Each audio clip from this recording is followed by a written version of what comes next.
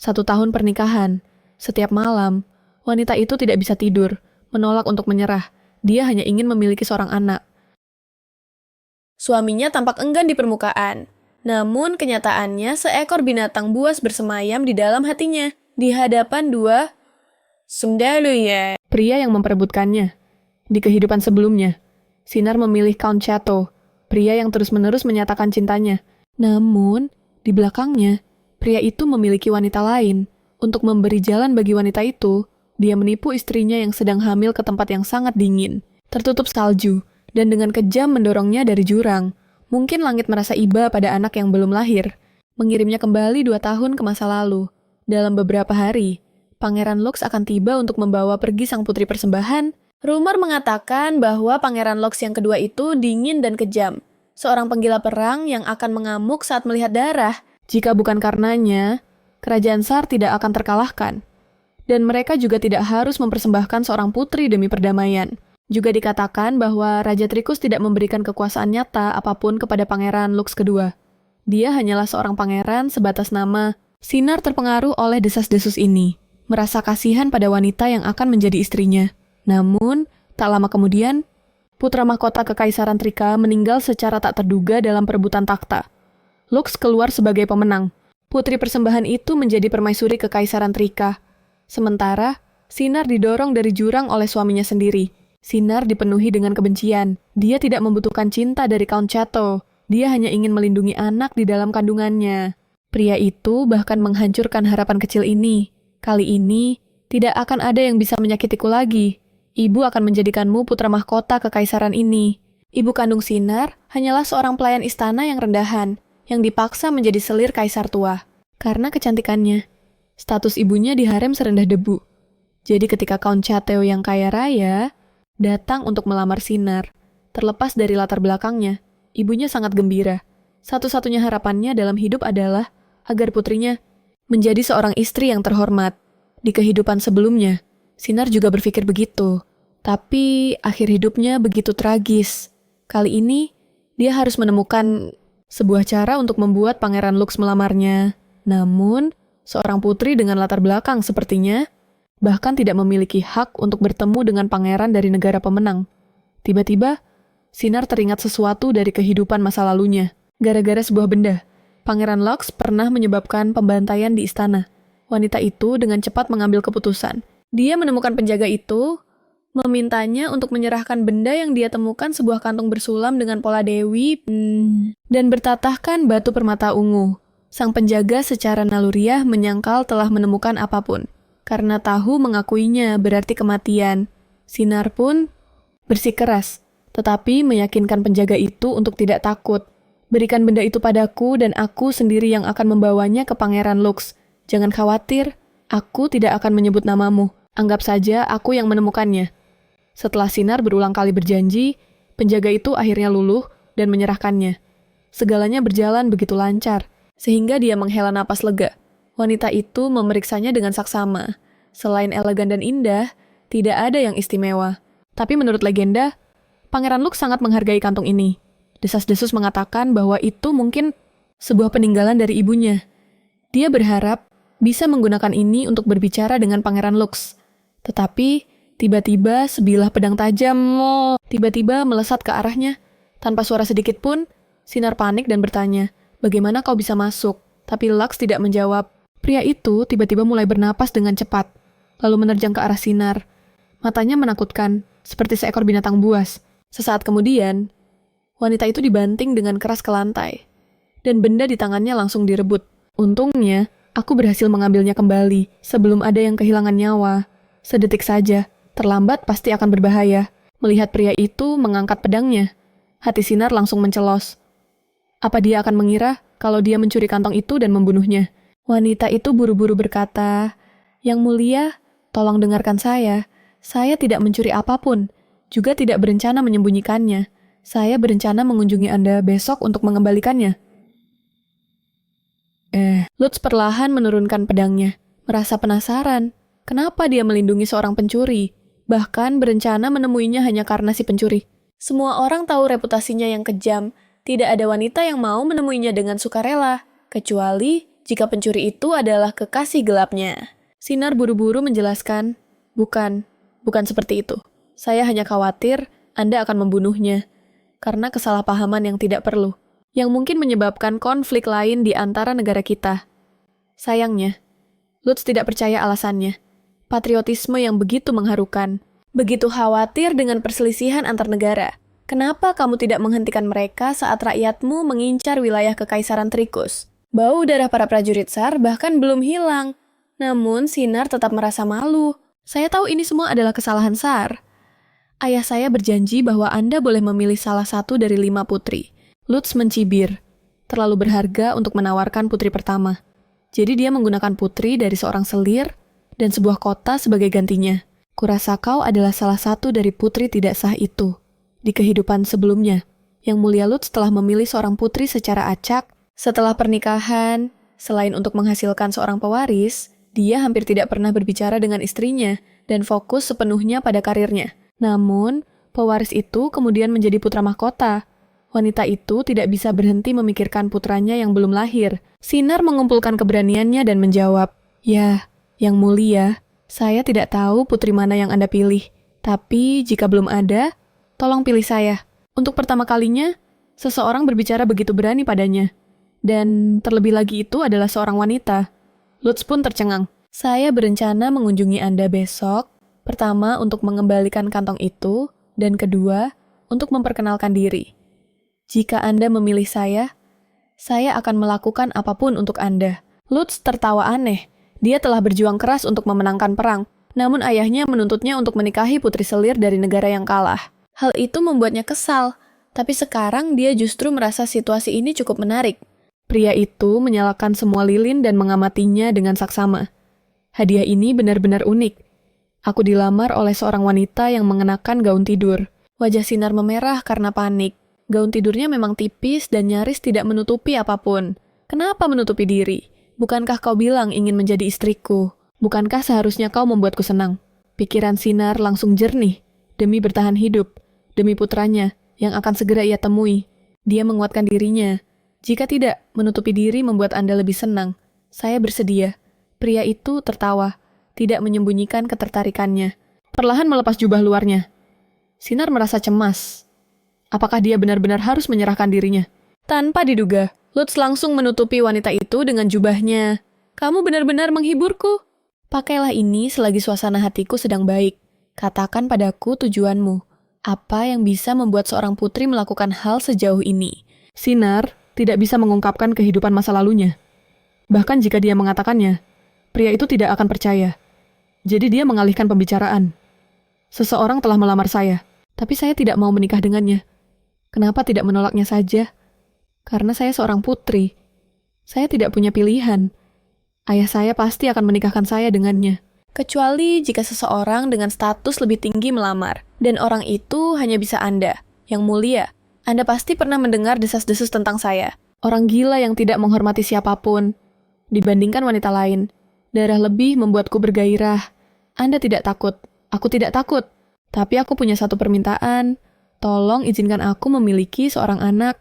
Tidak masalah jika Anda tidak mencintaiku. Tapi tolong, jadikan anak kita ahli warismu dan lindungi dia dengan baik. Lutz baru saja akan berbicara ketika seorang pelayan mengetuk pintu. Sekarang bukan waktu yang baik untuk bicara. Lutz mendekati wanita itu dan berbisik, "Datanglah ke Istana Barat besok siang. Aku akan memberikan jawabanku saat itu."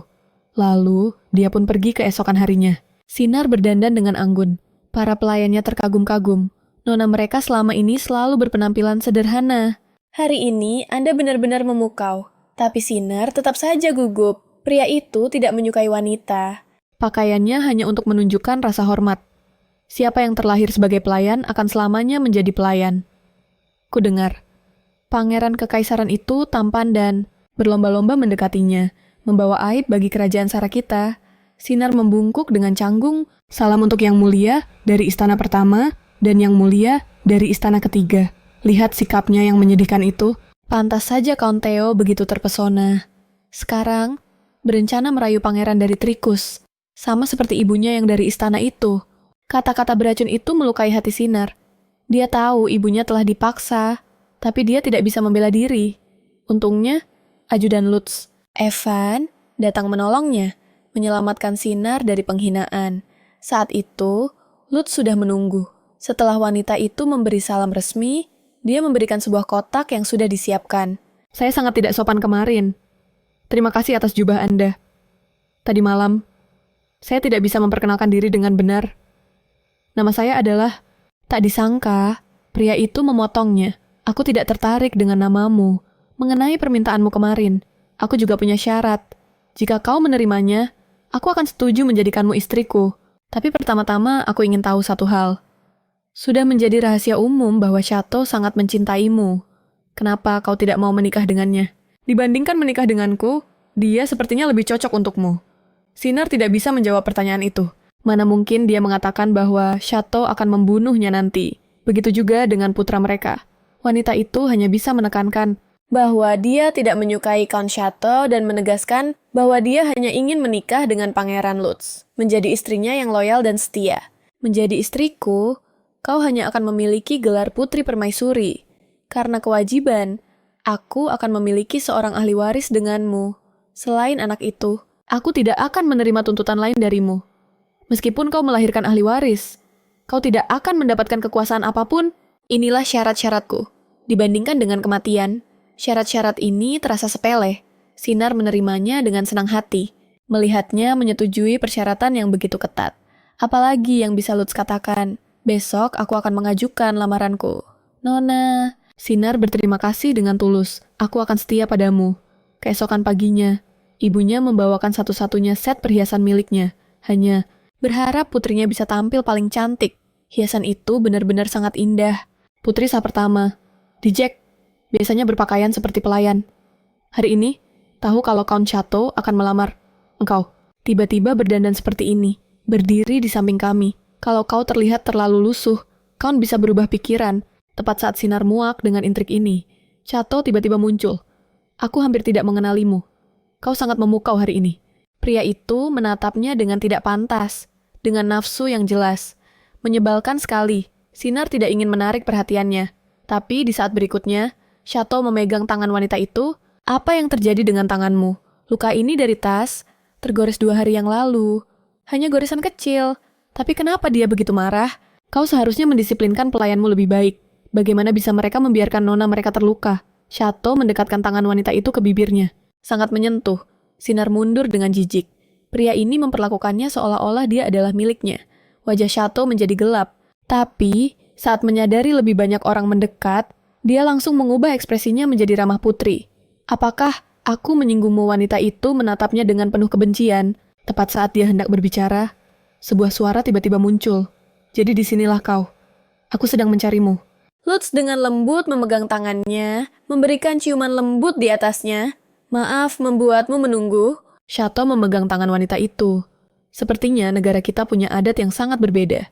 Di SAR, mencium tangan seseorang tanpa keintiman adalah sangat tidak sopan. Lutz tidak mengalah sedikit pun, memegang erat tangan Chateau. Kau begitu menghargai etiket, tapi mengincar wilayah negara lain. Seorang bangsawan biasa menyela salam seorang pangeran kepada seorang putri. Apa ini? Apakah kau menyiratkan bahwa SR tidak tertarik menjaga perdamaian dengan Trikas? Tepat pada saat itu, Raja dan Ratu tiba dengan tergesa-gesa. Kaisar tua itu tampak bingung. Pangeran Veta dan Count Chateau. Suasana di antara kalian tampak sedikit aneh. Lutz tidak menunjukkan sopan santun sama sekali. Aku dengar kau menawarkanku seorang putri. Aku akan membuat pilihanku sekarang. Yang mulia, tolong dengarkan aku dulu. Kau berjanji akan mengumumkan pernikahanku dengan Putri Sienna hari ini. Hudson, wah, kebetulan sekali. Aku baru saja berencana memilih putri ini. Kaisar ternganga. Kalian berdua menginginkannya. Chateau bersikeras hanya mau. Sinar, Lutz menyatakan bahwa dia hanya puas dengan putri ini. Kaisar tua itu kewalahan. Dia tidak bisa membuat marah pangeran dari negara pemenang. Juga tidak bisa mengingkari janjinya kepada Count Chateau. Kaisar tua itu menyarankan, mari kita lihat keempat putri lainnya. Mengatakan bahwa mungkin ada yang lebih cocok. Tanpa diduga, Lutz langsung mengubah topik pembicaraan. Awalnya, aku ingin membakar istanamu dan membawa beberapa putri sebagai budak. Tapi karena ayahku, aku tidak melakukannya. Namun, pria ini terus-menerus menyela aku. Beginikah caramu? Negara yang kalah, bersikap. Kaisar tua itu ketakutan. Jika orang gila ini mengamuk lagi, itu akan mengerikan. Dia dengan cepat menegur Shato untuk meminta maaf. Berada di wilayah orang lain. Shato hanya bisa membungkuk dengan enggan dan meminta maaf. Lalu, Lutz menekankan sekali lagi, aku tidak perlu melihat putri-putri lain. Aku hanya mau putri sinar. Kemudian, kepada permaisuri kelima istana yang khawatir, dia menjelaskan bahwa dia akan sangat menghargainya. Kemarin, Putri Sinar membantuku menemukan sesuatu. Dia seperti seorang penolong bagiku dan satu-satunya yang aku suka di sini. Meskipun tahu Lutz sedang berakting, Sinar tetap merasa berterima kasih. Hanya dengan begitu, ibunya akan merasa tenang. Kaisar tua itu dengan cepat setuju dan memperingatkan Sinar untuk melayani Pangeran Vitan dengan baik dan menjaga hubungan baik antara kedua negara. Baru saat itulah, wanita itu bisa bernapas lega. Dia telah berhasil. Di sisi lain, hanya Shato yang menggertakkan giginya. Lutz menganggapnya menyebalkan dan menyarankan agar Kaisar memberinya seorang putri. Kau tahu, aku hanya memandang satu orang saja. Lutz mengancam, tutup mulutmu, pilih dengan cepat. Karena tahu, dia tidak akan bisa lolos hari ini. Shato menutup matanya dan menunjuk secara acak. Sinar terkejut. Bagaimana mungkin itu dia? Di kehidupan sebelumnya, istri Pangeran Lutz. Mungkin di kehidupan ini, dia menjadi tunangan Count Shato. Sementara dia menjadi istri Pangeran Lutz. Takdir telah benar-benar terbalik. Setelah semuanya beres, Lutz membuat alasan dan membawa Sinar keluar dari istana. Mereka berdua berjalan dalam keheningan menuju tempat yang sepi. Cuaca panas membuat pangeran kedua mengantuk. Sinar merasa sedikit sedih. Trichas adalah musim dingin sepanjang tahun. Dia mungkin tidak akan pernah lagi melihat 4 musim di Sar. Tiba-tiba, dia melihat sepasang kekasih. Dia seharusnya sudah mendekati waktu melahirkan anak yang belum lahir dari kehidupan masa lalunya. Dia bertanya-tanya kapan mereka akan bertemu lagi. Dia benar-benar merindukan anak itu. Kenapa aku menangis? Sinar menyeka matanya. Dan benar saja, tangannya basah oleh air mata. Dia buru-buru menyekanya. Maaf, Yang Mulia, saya kira Anda sudah tidur. Saya hanya teringat ibu saya, dan jadi sedikit sedih. Wanita cengeng yang beruntung itu, ibumu, kan? Benar, Yang Mulia. Ibu saya adalah seorang pelayan istana dengan status rendah di harem. Saya khawatir setelah saya pergi, dia akan semakin kesulitan. Jadi mereka memanggilmu setengah putri karena ibumu awalnya adalah seorang pelayan sinar, menjawab dengan cemas. Iya, benar saja. Wajah pria itu menjadi muram, tampak tidak senang. Apa dia merasa jijik dengan masa laluku? Apa seharusnya aku tidak memberitahunya? Tapi, entah aku mengatakannya atau tidak, Pangeran Lux pada akhirnya akan tahu juga. Bagaimana jika dia berubah pikiran? Memaksa seorang wanita karena mabuk, juga bukan orang baik. Ayahmu yang membuat masalah, tapi ibumu yang disalahkan. Negara ini terlalu mengerikan, dari cuaca hingga budayanya. Aku tidak suka apapun di sini. Setelah pernikahan, kita pergi dari sini. Sampai saat itu, tinggallah bersama ibumu. Dia bangkit dan mengulurkan tangannya. Ayo kita kembali. Di luar sini terlalu panas. Tapi wanita itu hanya menatapnya dengan tatapan kosong. Apa yang kau lihat? Apa di Sar tidak ada budaya mengantar? Sinar tersenyum tipis. Terima kasih banyak. Jangan menangis di depan orang lain. Nanti kelihatannya seperti aku memaksamu. Kalau begitu, tindakan berpura-pura. Sangat mencintaimu itu akan sia-sia. Kau tidak berpikir aku serius. Kan di perjamuan, itu hanya untuk basa-basi. Jangan dianggap serius. Selain itu, jika aku bersikap lebih mesra, ibumu bisa lebih tenang. Kan pria itu bertanya dengan bingung. Anda melakukan itu demi ibu saya. Pria itu mengerutkan kening. Aku tidak suka mendengar wanita menangis. Sinar tersenyum tulus. Terima kasih atas perhatian Anda. Wajah Lux memerah. Jangan salah paham. Aku tidak sedang memperhatikanmu. Jangan katakan hal-hal aneh. Ayo kembali. Saat Sinar kembali ke kamarnya, Mai sudah menunggu. Dia pertama-tama memberi selamat pada Sinar. Lalu dengan malu-malu mengungkapkan ketakutannya. Maafkan aku. Aku tidak menyangka Count Shato akan memilihku. Hati Sinar melunak. Mai 3 tahun lebih muda darinya. Putri dari istana keempat yang miskin. Sama sepertinya, Mai adalah seorang yang introvert. Di kehidupan sebelumnya, mereka hampir tidak pernah berbicara. Sinar menghibur Mai. Kamu tidak perlu minta maaf. Lagi pula, Count memilihmu. Gosip-gosip di luar itu tidak benar. Aku juga senang menjadi istri Pangeran Vidor. Tapi untukmu, tiba-tiba harus menikah pasti menakutkan. Tanpa diduga, Mai tersipu malu. Sebenarnya, Aku selalu ingin menikah dengan seseorang seperti Count Chateau. Aku tidak pernah berpikir mimpiku akan menjadi kenyataan. Sebenarnya, aku cukup senang. Jadi, main naksir pada Chateau itu akan menjadi hal yang bagus. Jika Mai dan aku bertukar takdir, apa yang akan terjadi pada Mai? Karena melamun sambil berjalan, wanita itu tidak sadar dan menabrak Chateau. Putri, di situ Anda rupanya. Aku ingin bicara denganmu. Sinar berbicara lebih dulu. Selamat, Count. Tolong jaga Putri Mai. Baik-baik. Mulut Chateau berkedut. Aku tidak mau mendengar ucapan selamat. Atau, kau bisa memberiku selamat setelah aku merebutmu kembali. Sinar mundur ketakutan. Pernikahan ini telah diputuskan di hadapan Yang Mulia Raja. Terus kenapa kau pikir aku akan menyerah begitu saja? Tunggulah aku. Aku pasti akan menyelamatkanmu. Sinar, kau hanya bisa menjadi milikku. Sinar menjadi pucat karena takut. Count Chateau, Anda mabuk. Saya akan berpura-pura tidak mendengar apa yang baru saja Anda katakan. Dia berbalik dan lari, tapi malah menabrak Lux di tikungan. Wanita itu, yang sudah gugup, hampir melompat kaget. Sesaat kemudian, dia merasa kasihan. Yang mulia, aku sudah mencarimu. Wanita itu memegang erat jubah pria itu. Matanya penuh ketergantungan. Kini, Lutz juga menyadari Chatel menatap dengan tatapan yang begitu agresif. Karena melihat tunangan pria lain, sepertinya perlu membuatnya menghadapi kenyataan. Dia pun memegang tangan Sinar. Secara resmi meminta kepada Kaisar. Tunanganku yang cantik sepertinya bosan, jadi aku bermaksud mengajaknya berdansa.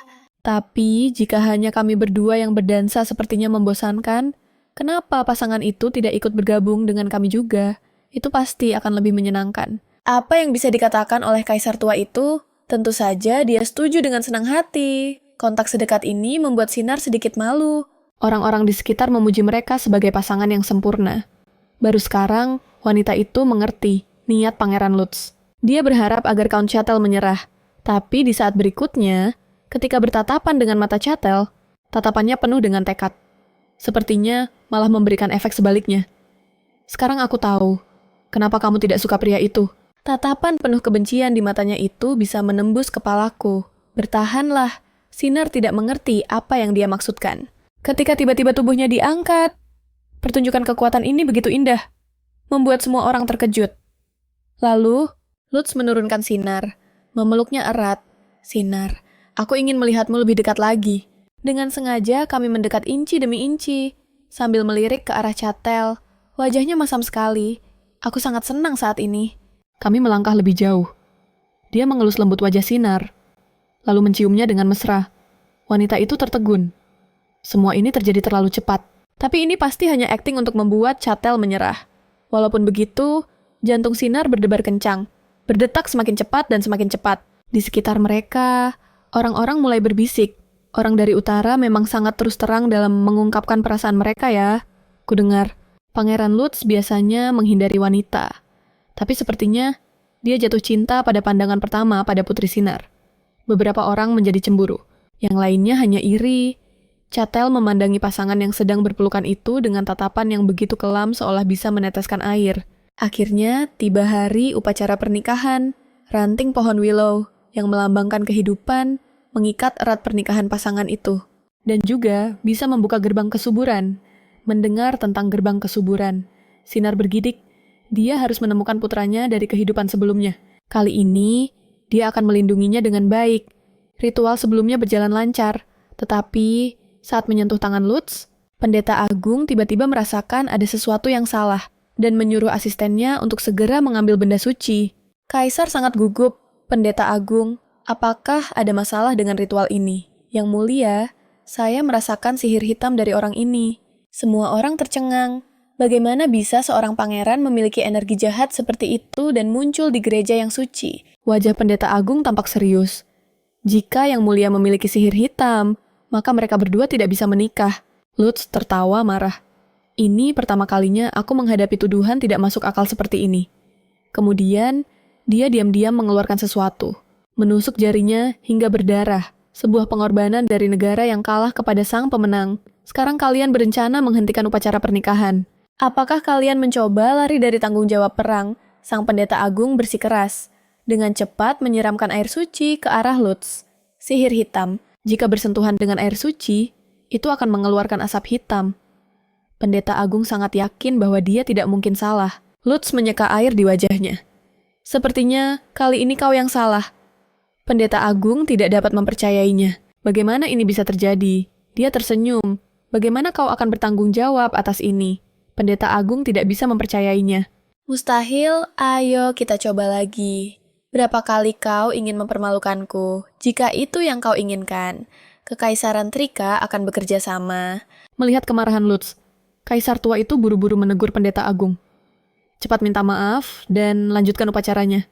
Yang mulia sedang menunggu. Di bawah tekanan, pendeta itu terpaksa melanjutkan ritual tanpa menyadari bahwa Lutz telah menusuk jarinya lagi. Kembali ke kamar, Evan sangat penasaran. Pihak Sarkan telah menambahkan 500.000 koin emas sebagai upeti untuk Kekaisaran Trika. Lutz tidak banyak menjelaskan. Dia hanya memberitahu Evan bahwa mereka harus berangkat hari ini. Kemampuan pendeta dalam merasakan aura sangat kuat. Lutz sudah mulai dicurigai. Evan menjadi sangat gugup. Kau menggunakan kantong itu lagi. Lutz sengaja menusuk jarinya untuk menyerap energi dari patung Dewi dan menyembunyikan kekuatan di dalam dirinya. Jika tidak, dia pasti akan ketahuan oleh pendeta itu. Rahasia keluarga kerajaan Trika tidak boleh sampai terungkap. Oleh karena itu, mereka harus berangkat hari ini. Saat ini, Lutz sangat kelelahan. Dia hanya sanggup menyuruh Evan untuk memberitahu Sinar untuk bersiap-siap berangkat hari ini. Setelah itu, dia pingsan. Sementara itu, Sinar yang menerima kabar tersebut sedang mengucapkan selamat tinggal terakhir kepada ibunya. Sang ibu, yang khawatir, putrinya menikah di tempat yang jauh, dengan ragu-ragu menyerahkan sesuatu. Sebuah ramuan yang akan mendatangkan kasih sayang setelah diminum. Di kehidupan sebelumnya, ibunya juga pernah memberikannya kepada Sinar. Dan karena ramuan itulah, dia mengandung anak itu. Tapi setelah dia hamil, para wanita di sekitar Puri mulai muncul satu persatu. Meskipun begitu, ini adalah bentuk kekhawatiran mendalam dari seorang ibu untuk putrinya. Sinar memeluk ibunya dengan erat. Setelah perpisahan ini, siapa yang tahu kapan mereka akan bertemu lagi? Rombongan, keberangkatan pun segera dibentuk. Kaisar tua berulang kali memperingatkan putrinya untuk memenuhi tugasnya sebagai putri persembahan damai dan berkorban jika perlu. Bahkan di saat seperti ini, ayahnya tidak menunjukkan sedikit pun kekhawatiran padanya, meskipun dia sudah pernah mengalaminya di kehidupan sebelumnya. Sinar tetap merasa sedikit kecewa. Selain itu, Pangeran Lutz akan berangkat lebih awal. Mungkin karena pendeta agung membuatnya kesal. Kaisar tua menyuruh putrinya untuk menenangkan pangeran kedua itu.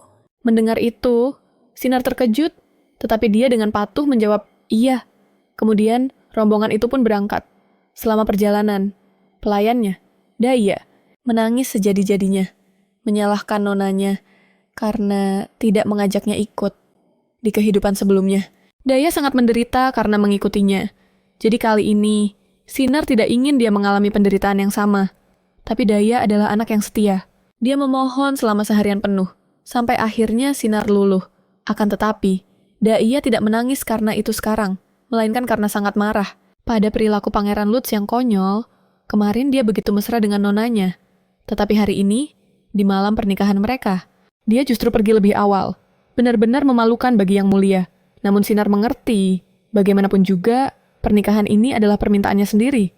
Dia sudah cukup puas bisa kabur dari puri itu. Bahkan jika dia diabaikan setelah menikah, dia tidak akan peduli. Tepat pada saat itu, Evan tiba-tiba datang. Dia mengatakan kepada Sinar bahwa Pangeran Lutz menitipkan pesan untuknya. Karena ada urusan mendesak, yang mulia pangeran harus berangkat lebih awal, tanpa bisa berpamitan secara langsung. Pangeran kedua menyampaikan permintaan maafnya yang tulus. Padahal, kata-kata itu sebenarnya hanya karangan Evan. Saat itu, Lutz sedang pingsan. Bagaimana mungkin dia bisa memberikan perintah seperti itu? Tapi Sinar merasa jauh lebih baik mendengarnya.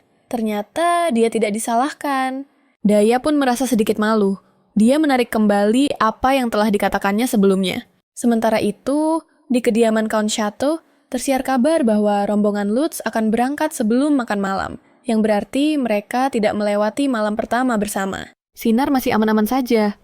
Kelompok itu menginap di kastil sang adipati malam itu, dan baru mengetahui bahwa Lutz juga ada di sana. Sinar bertanya kepada Evan, apakah dia bisa makan malam bersama pangeran.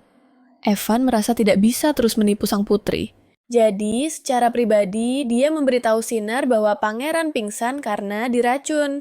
Pangeran memiliki hubungan yang buruk dengan saudara tirinya. Jadi, tidak baik bagi orang luar untuk mengetahui kondisinya. Dia harus membawa pangeran dan pergi lebih awal. Dia berharap sang putri tidak akan menyalahkannya. Meskipun nyawa pangeran tidak dalam bahaya, dia masih tidak sadarkan diri. Jadi sang putri harus tidur di kamar sebelah. Sinar mempercayainya, tanpa menyadari bahwa seseorang yang terlihat begitu tangguh di luar. Dia tidak percaya pangeran diracun dan tidak memberitahu apapun kepada Daya. Pelayan kecil itu pasti akan mengarang teori konspirasi. Lagi-lagi, malam pertama tanpa makan bersama sekalipun. Dia bersikeras untuk tidur dengan nonanya malam itu. Suhu di malam hari sangat rendah. Sinar terbangun kedinginan, sama sekali tidak menyadari bayangan di belakangnya. Tangan dan kaki wanita itu diikat, mulutnya disumpal kain. Penculik itu mengancam. Jika kamu membuat suara lagi, jangan salahkan aku karena bersikap kasar. Sinar gemetar dan tidak berani bergerak. Orang ini sangat mengenal kastil sang adipati, dengan mudah menghindari patroli para penjaga. Tapi apa tujuannya menculiknya? Jika berjalan lebih jauh, tidak ada yang akan bisa menemukannya. Meski begitu, dia hanya bisa berdoa dalam hati, siapapun, tolong selamatkan aku.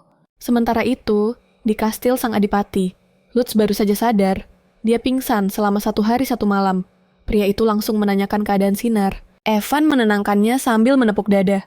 Sang putri baik-baik saja. Dia bahkan mengkhawatirkan kesehatan Anda. Pada saat itu, terdengar gedoran keras di pintu. Yang mulia, tolong Putri Sinar telah menghilang. Evan segera bersiap untuk mengirim orang untuk mencari. Tetapi Lutz bersikeras untuk pergi sendiri. Masalah ini tidak cocok untuk diketahui banyak. Orang akan buruk bagi reputasi Sinar jika ada yang mengetahui bahwa pangeran dan sang putri sama-sama menghilang. Jadi, buatlah rumor yang mengatakan bahwa pangeran membawa sang putri yang tidak akrab dengan kekaisaran untuk berbulan madu demi merawatnya. Evan tidak mengerti, tetapi menunjukkan rasa hormat. Kita juga akan mengatur untuk bertemu dalam 3 hari. Mengenai dalangnya, jika bukan si gila Chateau itu, maka itu adalah pangeran ketiga yang tidak tahu berterima kasih. Waktunya mendesak. Mereka harus menemukannya selagi dia masih hidup. Dia juga menyuruh Evan untuk menyelidiki dalang di baliknya secara diam-diam.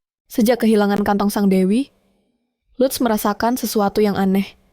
Dalangnya ingin dia mengamuk di negara Sar, sehingga menghancurkan pernikahan damai itu. Kali ini, mereka ingin menggunakan hilangnya Putri Sars untuk menjebaknya. Setelah ibunya meninggal, Permaisuri baru membawa putranya, yang beberapa tahun lebih muda darinya, ke istana. Ini adalah bukti bahwa Kaisar telah mengkhianati ibunya. Saudara tirinya merebut posisi putra mahkota darinya.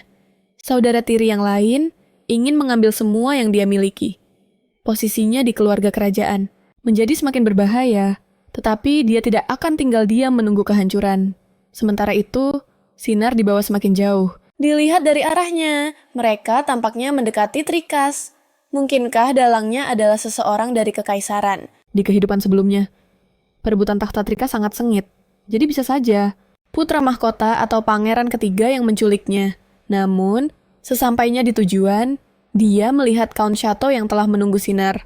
Aku sudah bilang, akan menyelamatkanmu. Untungnya, si barbar Lutz itu tidak menyentuhmu. Sekarang kau adalah milikku udara yang familiar. Suara angin yang tak asing. Ini adalah Gunung Nova Horror, tempat Chateau membunuhnya di kehidupan sebelumnya. Apakah dia akan dilukai olehnya lagi? Bagaimana dengan anaknya? Takdir yang terasa akrab ini membangkitkan perlawanan penuh dari dalam dirinya. Tidak, dia tidak boleh mengulangi kesalahan yang sama. Tapi bagaimana mungkin seorang wanita lemah dengan pakaian seadanya bisa lolos dari 2 pria? Chateau menyelimuti wanita itu dengan mantelnya. Sinar, jangan takut, aku akan merawatmu dengan baik. Malam pertama, kita pasti akan luar biasa. Biarkan aku menghangatkanmu. Tuan Putri, secara fisik lemah, dia tahu perlawanannya akan sia-sia. Sinar tiba-tiba mendapat sebuah ide. Dengan lembut membelai wajah Chateau. Count, aku tidak suka cara seperti ini. Sama sekali, tidak romantis atau indah. Meskipun aku dikirim untuk menikahimu, yang membuat hubungan kita sedikit canggung. Aku tahu, kau sangat menyukaiku dan aku juga ingin bermanja di pelukanmu yang hangat, seperti yang dilakukan para kekasih. Tapi, aku sangat kedinginan. Bisakah kita menunggu sampai tubuhku lebih hangat? terlena oleh sikap lembut wanita itu. Chateau sangat gembira Sinar. Kau benar, seharusnya aku tidak sekasar ini. Malam pertama kita harus lebih romantis. Pria itu membuatku sangat putus asa. Aku ingin membersihkan diri dan berganti pakaian. Bolehkah Chateau dengan pikiran mesumnya? Menatap dengan pandangan melamun. Tentu saja Sinar, kau pantas mendapatkan air hangat yang kusiapkan dengan tanganku sendiri. Setelah itu, dia pun pergi. Mengunci pintu rapat-rapat dari luar Sinar, menunggu sejenak. Setelah suara langkah kaki menjauh, dia segera berlari ke balkon. Balkon itu sangat tinggi dari tanah Sinar, merenggut gorden dan merobeknya. Lalu mengikatnya menjadi satu, membentuk seutas tali. Saat itu, Chateau sudah menyiapkan semuanya, bersenandung riang sambil menaiki tangga. Dia membuka pintu dengan lembut. Maaf membuatmu menunggu. Dan yang dilihatnya adalah Sinar yang hendak kabur Chateau seketika murka dan langsung berlari. Sinar baru saja memanjat pagar ketika pergelangan tangannya dicengkeram Chateau menarik tali darurat itu, menyeret Sinar kembali ke atas, lalu membantingnya dengan keras ke lantai. Apa yang sedang coba kau lakukan? Sinar tidak menjawab, hanya menatapnya dengan penuh kebencian. Dengan marah, Chateau mencengkeram leher wanita itu dengan erat. Kau berani menipuku, seorang wanita rendahan yang lahir dari pelayan istana. Aku tertarik padamu, itu adalah sebuah kehormatan untukmu. Tapi kau begitu tidak tahu, terima kasih. Bahkan meremehkanku. Tadinya aku berencana memperlakukanmu seperti tuan putri, menjadikanmu istriku. Karena kau menolak jalan yang mudah dan memilih yang sulit. Maka jadilah budak ranjangku. Sial, aku melukai wajahmu. Aku benci wanita yang terluka. Itu benar-benar merusak suasana. Sini, biar kuobati. Ingat, jika kau berani menolakku sekali lagi, aku akan membuatmu berharap kau mati saja. Sementara itu, Lutz tidak ingin menggunakan sihir. Tapi sekarang waktunya mepet, dan dia tidak punya pilihan selain menggunakan kekuatan itu. Pergilah dengan kristal ajaib. Temukan aromanya. Kemampuan ini adalah bawaan lahirnya. Semakin jauh kristal sihir itu pergi, semakin luas area yang bisa dia rasakan. Kemampuan hewannya bisa mendeteksi indera yang tak terlihat oleh manusia. Area pengumpulan indera perlahan meluas. Ning. Ketemu. Itu adalah pita rambut Sinar. Tapi saat Lutz tiba, yang ada hanyalah mayat seorang pria di tanah. Lutz hanya bisa menggunakan kristal ajaib itu lagi. Aromanya berhenti di gedung itu. Dia pasti ada di sana. Tapi di saat berikutnya, Lutz roboh. Dia telah menggunakan kekuatan kristal ajaib berkali-kali. Jika terus begini, dia bisa menjadi gila. Tidak, dia harus bertahan sedikit lebih lama lagi. Di dalam ruangan, hanya Sinar yang tersisa. Chateau telah pergi ke kota untuk mengambil obat, memperingatkan Sinar bahwa jika dia mencoba kabur lagi, dia bisa melupakan kedua kakinya. Sinar sangat cemas. Dia tidak bisa membiarkan Chateau melakukan apa yang dia inginkan. Ini akan menjadi lebih tragis dari kehidupannya yang sebelumnya. Dia memaksa dirinya untuk berpikir cepat. Melihat sekeliling ruangan mencari alat yang berguna. Tapi, tepat pada saat itu, pintu tiba-tiba bergetar. Apa Chateau sudah kembali? Sinar tidak punya waktu untuk mencari dengan benar. Dia mengambil alat di tangannya dan bersembunyi di belakang pintu. Waspada, begitu ada yang masuk, dia akan menyerang. Tapi, anehnya, kenapa dia tidak menggunakan kunci untuk membuka pintu detik berikutnya? Terdengar suara retakan. Pintu itu langsung didobrak hingga berlubang besar. Itu adalah Pangeran Lutz. Lutz juga terkejut. Wanita ini benar-benar memegang sebuah senjata. Lalu dia bercanda, kau berniat memukulku atau menyambutku dengan itu? Ini terlalu bersemangat untuk yang pertama kali. Sinar langsung memeluk Lutz. Teror dari ksatria itu sirna seketika. Air mata wanita itu pecah tak terkendali. Yang mulia, terima kasih. Terima kasih banyak telah menemukanku. Wajah Lutz memerah, tanpa bisa dijelaskan saat dia dengan gugup mencoba menenangkannya. Jangan menangis. Jangan menangis. Tenanglah. Sinar memeluknya lebih erat lagi. Kondisi Lutz lebih sensitif dari biasanya. Dan dia hampir tidak tahan dengan aroma lembut di pelukannya. Tepat saat dia akan mengatakan sesuatu. Sinar sudah tenang. Yang mulia, saya tidak sopan. Saya hanya sangat senang melihat Anda. Saya kehilangan kendali sejenak. Dan kita juga bisa melihat luka di leher dan wajah wanita itu. Orang gila itu benar-benar brutal. Pria itu melepas jubah luarnya, membungkus wanita itu dengan erat, lalu mengangkatnya ke dalam pelukannya. Mengatakan bahwa dengan begitu mereka bisa keluar lebih cepat. Anehnya, Sinar merasa sangat aman. Dia melingkarkan lengannya di leher pria itu. merilekskan tubuhnya, dan bersandar, bergantung pada pelukan Lutz. Tapi, tepat saat mereka keluar dari pintu, Mereka berpapasan langsung dengan Chateau, yang tiba-tiba kembali. Orang gila itu berbalik dan lari. Lutz menduga dia akan memanggil para penjaga. Pria itu menurunkan pengantin barunya ke tanah dan menyuruhnya untuk tetap di tempat. Kipona, benar saja. Si bodoh itu berlari kembali dengan sombong. Berkata, "Brigade malam akan segera tiba. Serahkan dia padaku dan mungkin aku akan mengampuni nyawamu." Siapa yang menyuruhmu menculik Sinar? Serahkan dia padaku dulu, baru aku akan bicara. Sepertinya kau tidak akan bicara, jadi jangan buang-buang. Waktu Lutz langsung menebas dengan pedangnya. Hanya dalam 2 serangan, Chateau berhasil dikalahkan. Jika kau masih ingin mempertahankan jari-jarimu yang tersisa, mengaku sajalah. Siapa yang menyuruhmu melakukan ini? Chateau masih mencoba keras kepala. Lutz menendangnya dengan keras. 1 gigi Chateau langsung tanggal. Kemudian, sebuah kaki menginjaknya dengan keras. Siapa yang menyuruhmu? Chateau masih tidak mau bicara. Berdasarkan waktu perjalanan, Brigade Malam akan segera tiba.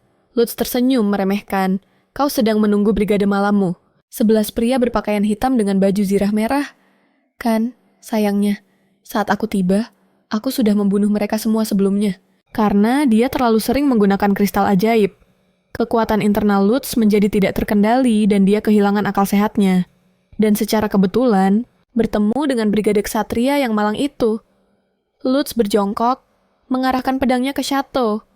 Bicara, siapa yang memberi perintah ini? Saat itu juga, keberanian Chateau langsung runtuh. Itu adalah pangeran ketiga dari Trika. Aku hanya mengikuti perintahnya. Jadi, itu benar-benar saudara tirinya. Mata Lutz menggelap, pedangnya menebas leher pria itu. Inilah harga karena berani menyentuh istriku. Tiba-tiba, tidak ada suara lagi dari bawah. Sang kaun pun penasaran dan menengok. Wajah sang kaun sudah bengkak parah hingga tidak bisa dikenali lagi. Lutz mengambil sepatu Chateau dan memberikannya kepada istrinya. Lantainya dingin, pakai ini dulu untuk sementara. Sinar bertanya dengan cemas, apa dia sudah mati? Dia belum mati, hanya pingsan ketakutan. Sekarang bukan waktu yang tepat untuk membunuhnya. Meskipun Chateau telah bersekongkol dengan Kekaisaran Trika. Jika dia membunuh Chateau sekarang, saudara-saudara tirinya di Kerajaan Saro akan menyerang, dan ayahnya juga akan menyusahkannya. Jadi, untuk saat ini masalah ini hanya bisa berakhir sampai di sini. Mengenai penculikan sang putri, untungnya Chateau mungkin tidak akan punya nyali untuk membicarakannya. Lalu, Lutz memuji Sinar, yang menghadapi situasi seperti itu tanpa rasa takut atau air mata. Dia adalah wanita paling berani yang pernah dilihatnya. Wajah Sinar penuh dengan kelembutan. Aku sangat takut, tapi kau datang untuk menyelamatkanku. Meskipun itu hanya kalimat biasa, entah kenapa wajah Lutz memerah. Tepat pada saat itu, Evan tiba dengan pasukan untuk mengamankan situasi. Tapi, karena situasinya mendesak, mereka tidak bisa membawa banyak perlengkapan. Lutz dan Sinar pun terpaksa berbagi 1 ekor kuda. Pria itu mengangkat istrinya, mendudukannya secara menyamping di atas kuda. Pegang pinggangku erat-erat. Sinar dengan ragu-ragu hanya memegang sedikit pakaiannya. Tak disangka, pria itu dengan iseng menarik tali kekang, membuat Sinar kaget dan refleks memeluk Lutz erat-erat. Selama sisa perjalanan, keduanya sama-sama menderita. Sinar, yang duduk menyamping, takut jatuh dan terus menempel erat pada pria itu. Lutz terus merasakan sesuatu yang lembut di punggungnya, sambil menahan perasaan aneh di tubuhnya. Untungnya, kereta kuda yang disiapkan Evan sudah tidak jauh lagi.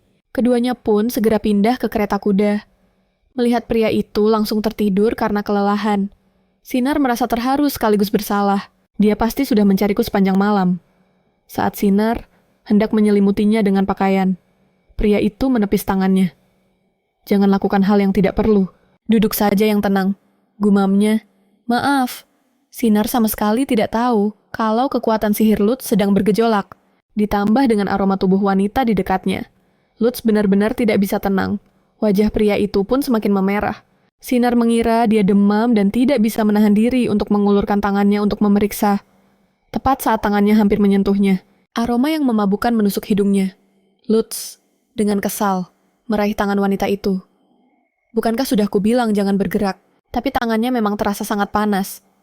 Detik berikutnya, wajah Sinar langsung memerah padam. Bagaimana bisa dia bereaksi seperti itu dalam situasi seperti ini? Aku tidak melakukan apa-apa. Seketika, seluruh kereta kuda dipenuhi dengan suasana yang canggung. Ini memalukan sekali. Aku harus bilang apa? Yang mulia, bagaimana Anda menemukan jepit rambutku? Aku menemukannya di sebuah pohon. Aku sengaja menjatuhkannya, berharap itu bisa menjadi petunjuk. Yang mulia, Anda hebat sekali. Lutz balas memuji. Kau juga hebat.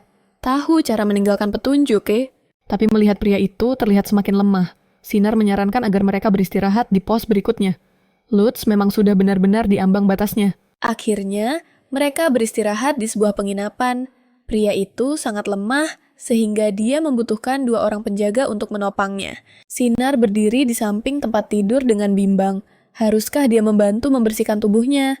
Tak disangka, pria itu justru menyuruhnya keluar. Meskipun begitu, Sinar sangat khawatir dengan Lutz dan mendekat lagi. Lutz, dengan tidak sabar, menggerutu, pergi dari sini. Ini membunuhku. Aroma wanita ini semakin kuat saja. Sinar mengulurkan tangannya untuk menarik pakaian pria itu. Yang mulia, Anda terlihat tidak nyaman. Setidaknya, gantilah pakaian Anda. Saat tangannya menyentuh, Lutz merasakan lagi aroma yang memabukkan itu. Pria itu mencengkeram tangan wanita itu, membalikkannya dan menahannya. Jika kamu tidak pergi sekarang, jangan salahkan aku atas apa yang akan terjadi.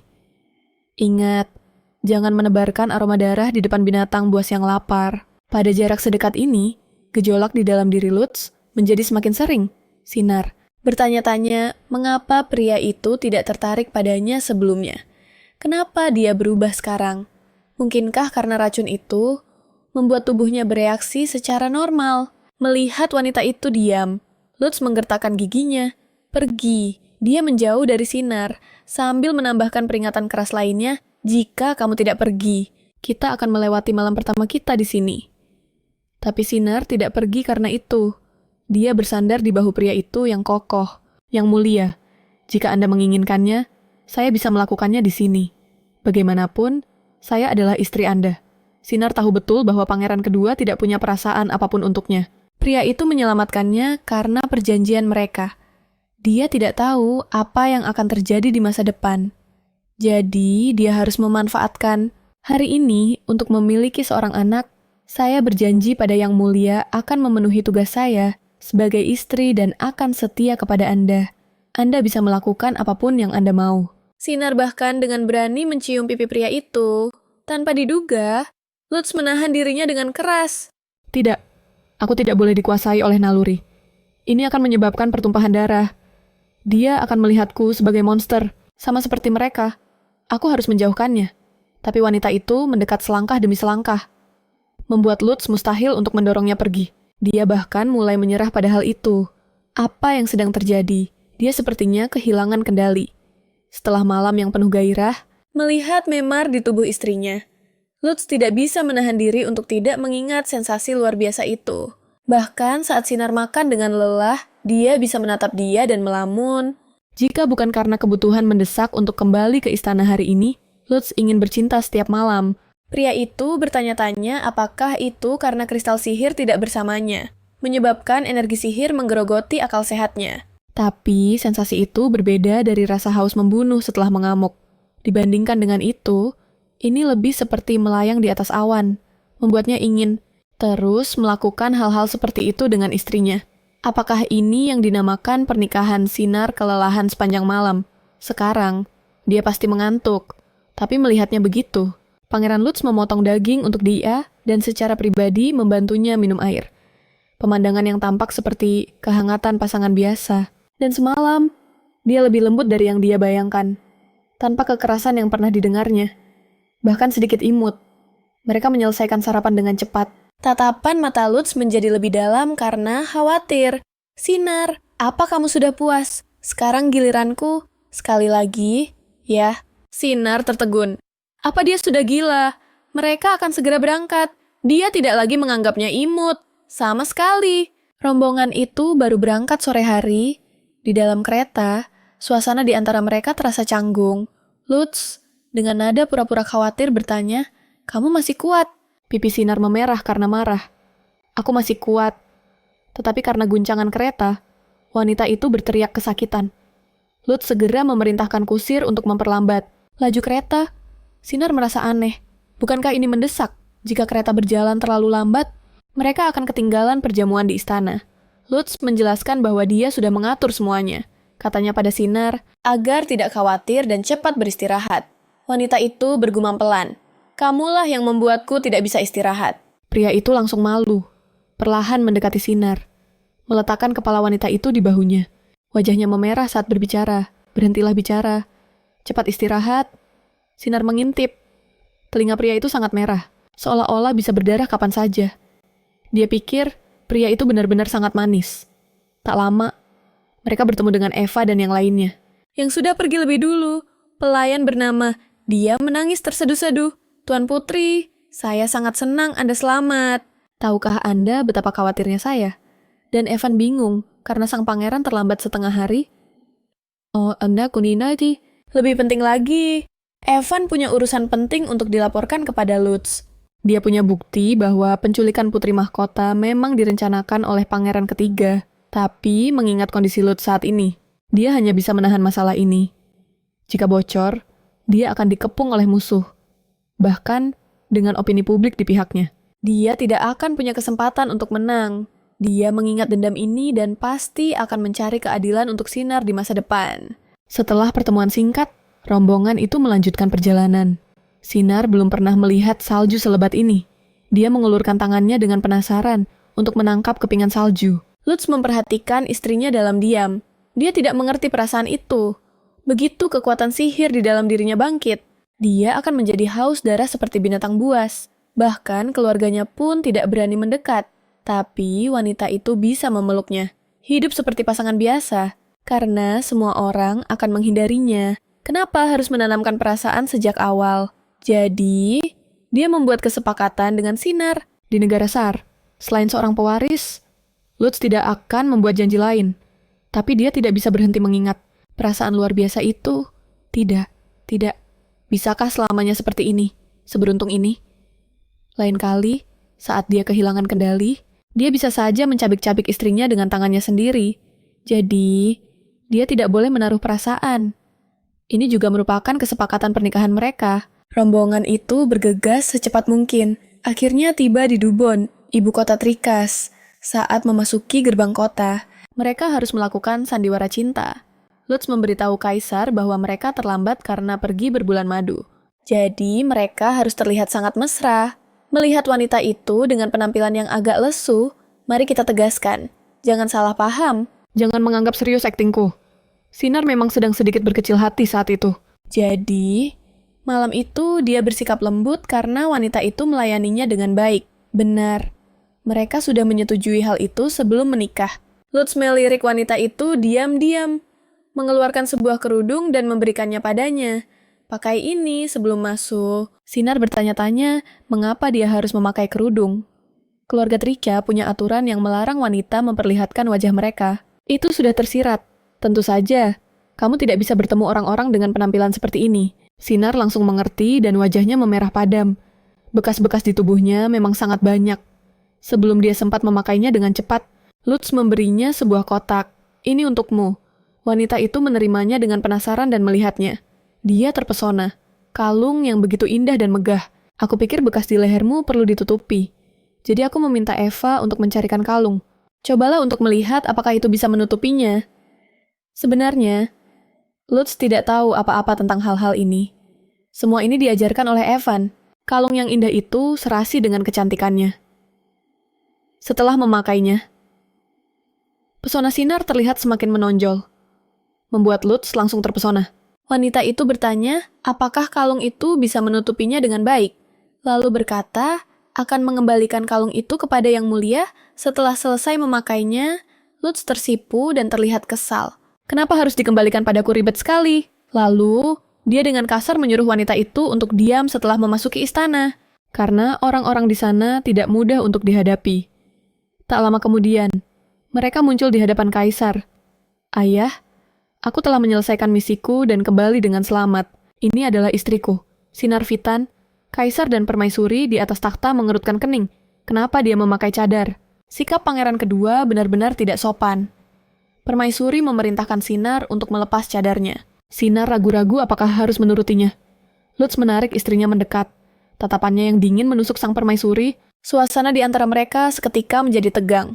Lalu, dengan persetujuan Sinar, Lutz dengan lembut mengangkat cadarnya. Seperti yang ayah lihat, aku tidak bisa mengendalikan kekuatanku. Aku khawatir istriku akan merasa malu. Tolong izinkan dia memakai cadarnya. Ayah, Kaisar tertawa senang. Putraku sudah dewasa, sudah mengerti kesenangan para wanita. Putri Sinar, kau boleh tetap memakai cadarmu. Lutz, semua jasamu ada di dalam hatiku. Sekarang kau sudah menikah, nikmatilah kesenangan dalam pernikahan. Putri Sinar, aku harap kau bisa membantu suamimu dengan baik dan berkontribusi bagi kemakmuran Kekaisaran Trika. Seketika, Lutz langsung menentangnya. Gelar itu salah, karena dia menikah denganku. Dia harus diperlakukan sebagai putri permaisuri. Mendengar kata-kata itu, suasana pun menjadi hening seketika. Sinar mengerti bahwa Lutz hanya sedang berakting, melawan keluarga kerajaan yang memandang rendah dirinya. Dan bukan sedang membelanya. Lutz adalah putra sah dari mendiang permaisuri. Tetapi, setelah Puksa naik takhta, dia merebut hak Lutz sebagai putra mahkota. Meskipun dengan segudang prestasinya, dia tidak pernah dihargai oleh keluarga kerajaan. Faktanya, Kaisar tidak senang karena kalian pergi berbulan madu. Perjamuan ditunda selama 1 hari. Yang mana itu sangat tidak menghormati para pejabat. Kalian harus merenungkan hal ini terlebih dahulu. Teguran publik dari Kaisar itu pun memicu gosip. Lutz mengepalkan tinjunya dengan erat. Ibunya hanyalah seorang permaisuri di atas kertas. Berpikir bahwa dengan memiliki seorang pewaris akan mendapatkan cinta dari Kaisar. Tetapi, ketika dia tahu bahwa kelahiran Lutz hanyalah sebuah kutukan dari keluarga kerajaan Trika, dia jatuh dalam keputusasaan dan akhirnya meninggal karena depresi. Beberapa hari kemudian, Puksa memasuki istana. Sejak saat itu, Lutz kecil bersumpah bahwa dia tidak akan pernah mengorbankan hidupnya demi cinta yang tidak bisa diraih. Melihat ekspresinya berubah, Sinar menarik pakaiannya. Lutz, yang tenggelam dalam kenangan, terlihat sangat marah, secara naluriah. Dia menepis tangan wanita itu. Sinar menjadi sedikit ketakutan. Bukankah kau bilang kita harus bersikap lebih mesra, Lutz, kemudian sadar, dan diam-diam meraih tangan istrinya? Benar, ini semua hanyalah acting. Jadi, melanjutkan seperti ini tidak apa-apa. Kan keesokan harinya adalah perjamuan resmi. Hanya sedikit gaun yang bisa serasi dengan kalung yang diberikan Lutz. Mereka telah pergi dengan sangat tergesa-gesa. Daia mencari dan terus mencari, merasa bahwa hanya ada satu gaun yang paling cocok. Tanpa diduga, Sinar tersipu. Kau mau aku memakai yang ini hari ini. Perjamuan pun resmi dimulai. Iklim di Sar sangat panas, sehingga pakaian para wanita di sana kebanyakan terbuka. Tetapi Kekaisaran Trika selalu musim dingin sepanjang tahun. Orang-orang di sana pada dasarnya semua berpakaian tebal. Jadi Sinar merasa sangat tidak nyaman dengan pakaiannya yang mencolok ini. Terutama dengan para pria dan wanita di sekitarnya yang menatap tanpa malu-malu. Membuat Sinar merasa seperti monyet tontonan. Dan seorang pria di belakangnya memperhatikannya.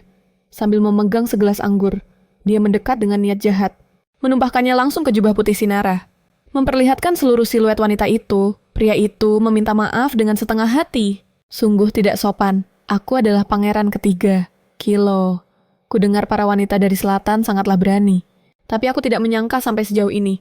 Pantas saja pangeran kedua menikahimu.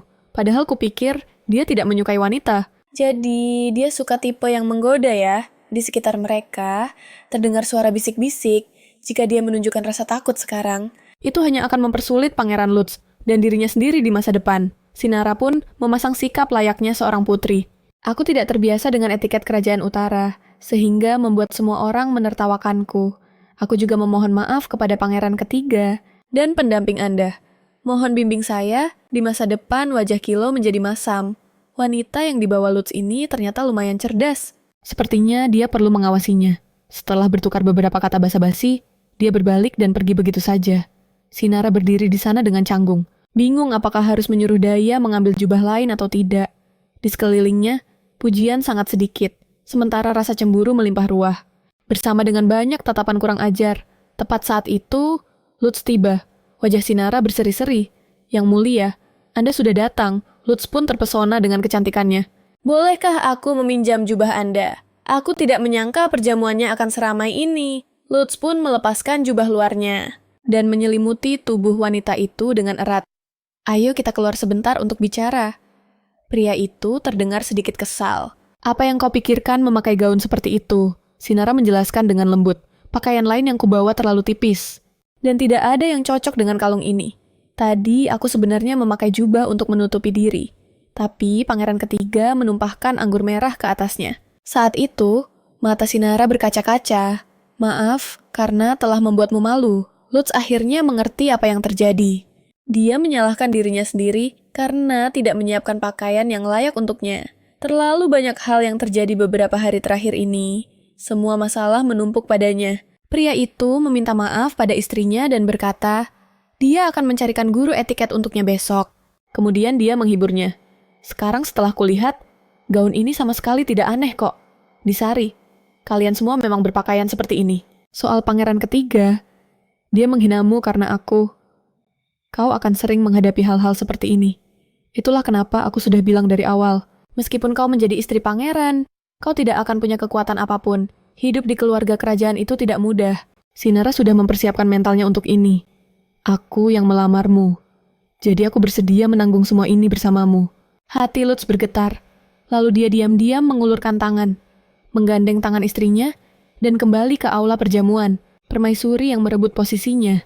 Putra mahkota yang mengambil alih status putra mahkota dari Lutz. Dan pangeran ketiga yang sebenarnya memegang kendali kekuasaan. Ketiga orang ini akan mati satu persatu dalam waktu 2 tahun. Dan pangeran kedua yang sekarang paling menderita, Lutz, akan naik ke posisi tertinggi di Tricus Lutz. Merasa tidak nyaman ditatap oleh istrinya. Kenapa kau menatapku seperti itu? Sinara tersenyum malu-malu. Terima kasih, sudah meminjamkan jubahmu. Tepat ketika suasana di antara mereka menjadi hangat. Terdengar tawa mengejek dari sang permaisuri. Pakaian sang putri sungguh istimewa ya. Pantas saja pangeran kedua begitu terpikat. Aku yakin sang putri pasti punya banyak sekali pelamar. Disari sudah kubilang, panggil dia istri pangeran, bukan putri. Kalian bahkan belum melakukan upacara di Tricus. Menurut hukum kerajaan, kalian belum sah menjadi suami istri sebagai seseorang yang akan menjadi anggota keluarga kerajaan. Bahkan tidak bisa menerima kesopanan dasar ini. Menjadi anggota keluarga kerajaan menuntut standar yang lebih ketat. Jika aku cukup tegas, beberapa keluarga di sini pasti sudah dieksekusi, keluarga Orton, keluarga Faime, dan keluarga Sandy, yang mengandalkan uang dan kekuasaan keluarga kerajaan. Apa bedanya mereka dengan musuh-musuh Trika? Jika bukan karena pedangku yang menghalangi mereka, kalian berdua tidak akan aman di posisi kalian. Pihak-pihak yang terlibat segera berteriak tidak adil, mengklaim bahwa mereka telah ditipu, dan bahwa mereka telah menyerahkan beberapa wilayah. Sang kaisar menggertakkan giginya. Kenapa membahas ini lagi hari ini? Kalian tidak memperlakukan istriku sebagai keluarga. Jadi kurasa, kalian juga tidak menganggapku sebagai putra kalian. Sang kaisar mengalihkan pembicaraan. Pernikahan akan segera dilangsungkan. Aku harap kamu bisa menjadi anggota keluarga kerajaan yang baik. Dengan itu, kaisar langsung membawa permaisuri pergi. Baru setelah mereka berjalan cukup jauh, Sinar bangkit dan berkata dengan lembut, "Apa aku menyusahkanmu lagi? Ini bukan karenamu. Bahkan tanpamu pun, mereka akan mencari alasan lain untuk mempersulitku. Akulah yang telah menyeretmu ke dalam masalah ini." Meskipun nada bicara pangeran terdengar dingin, maksudnya adalah agar Sinar tidak menyalahkan dirinya sendiri. Pergilah beristirahat. Tidak ada orang baik di sini. Sinar hendak mengatakan bahwa dia baik-baik saja. Tetapi Lutz tidak ingin istrinya menghadapi sikap seperti itu. Jadi, dia menyuruh Eva untuk membawa Sinar pergi. Tepat pada saat itu, seorang pria menghentikan mereka. "Salam, putri keberuntungan. Saya Haklek," kata Lutz dengan nada meremehkan. "Jangan ganggu orang lain yang akan beristirahat." Ya ampun, pangeran sangat protektif terhadap istrinya. "Tutup mulutmu." Lalu dia menyuruh Eva membawa Sinar pergi. Catu. Haklek berkata, "Putri keberuntungan, sampai jumpa lagi." Sang nona penasaran siapa orang itu, dan baru mengetahui bahwa dia sebenarnya adalah kanselir kekaisaran. Wanita itu tercengang. Dia terlihat lebih muda dari Pangeran Lutz, yang menandakan bahwa kemampuannya pasti luar biasa. Malam itu, saat Sinar bersiap untuk mandi, Lutz datang dengan wajah lelah. Dia memeluk istrinya dengan erat. Aku merasa sangat tidak enak. Di masa depan, gaun ini hanya boleh dipakai untukku.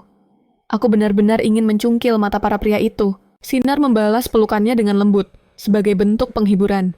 Sepertinya, setelah dia pergi, Orang-orang terus membicarakan pakaiannya. Yang mulia telah bekerja keras. Aku akan lebih berhati-hati di masa depan. Mendengar ini, tatapan Lutz menjadi melamun. Dia tidak bisa menahan diri untuk tidak menciumnya. Aneh sekali.